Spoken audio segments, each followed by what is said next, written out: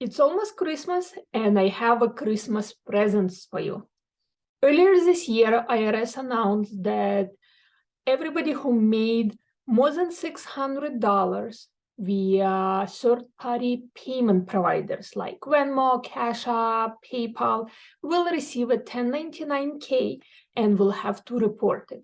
And this amount is very different from $20,000 that was in prior year. And of course, if you have a business, you have to report it, you know this. But the question came in that what's going to happen with people who don't have a business, where they transferring money between friends. And if you had transfer into your, let's just say, Venmo account, $600 or more, you will have to report it and pay tax on it as your income.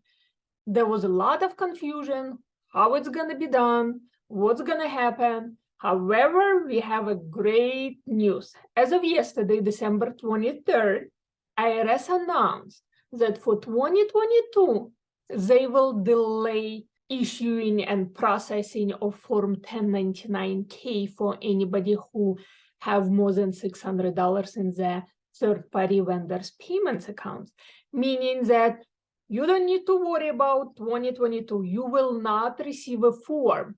However, issuing those forms will start in 2023. So the question comes, if it's not your business and you just transferring money between the friends because you paying for lunches or reimbursing your friends for the gifts or whatever you do, as long as it's not a business, what do you do? And we will wait for more information from IRS on how to proceed. But for right now, Merry Christmas, Happy New Year, and you don't need to worry about all those payments if you're not a business.